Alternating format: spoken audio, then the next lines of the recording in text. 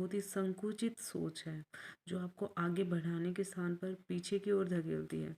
इस तरह की सोच से न तो आपका भला होगा न ही किसी और का, बल्कि मैं तो यह कहूँगी कि ज़्यादातर परीक्षाओं के नए पैटर्न में सहयोग का जो सूत्र है वो बहुत ही काम आता है।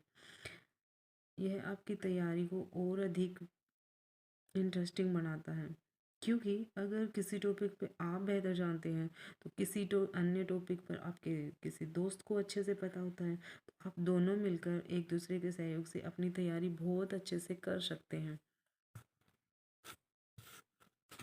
ग्रुप डिस्कशन इसका एक बेहतरीन तरीका है। ग्रुप डिस्कशन से ज्ञान और समझ तो बढ़ती ही है, साथ ही बोलने और सुनने की कौशल भी विकसित होती है।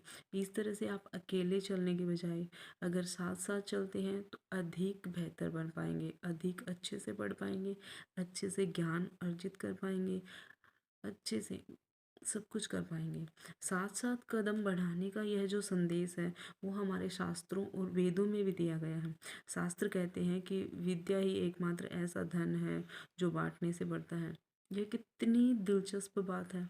हमने अपनी तैयारी के दौरान भी बहुत महसूस किया है, बहुत बार महसूस किया है कि यदि हम किसी चैप्टर को पढ़ लेते हैं और फिर हम अपने दोस्त से शेयर कर लेते हैं तो वो चीज़ हम कभी नहीं भूलते हैं, बल्कि उस डिस्कशन से हमें कुछ ना कुछ नया ही सीखने को मिलता है। इंग्लिश में भी एक कहावत है, tell me and I forgot, teach me and I remember, involve me and I learn. ज़िंदगी की इस दौड़ में अकेले आके बढ़ने में कोई बुराई नहीं है, लेकिन अगर आप बिल्कुल ही अकेले रह जाएं, कभी किसी से भी अपनी का समस्या का डिस्कशन ही ना करें, तो ये आपके लिए बहुत बड़ी समस्या बन जाएगा। इसलिए हम तो कहेंगे कि आप अपनी चिंताएं, अपना तनाव, अपनी परेशानियां, बल्कि अपनी खुशियां, मस्तियां, सभी कुछ अगर आप किसी एक से भी साझा करते हैं तो आपके भीतर घुटन नहीं होगी और आप अपनी स्थिति से आगे बढ़ जाएंगे और आप अपने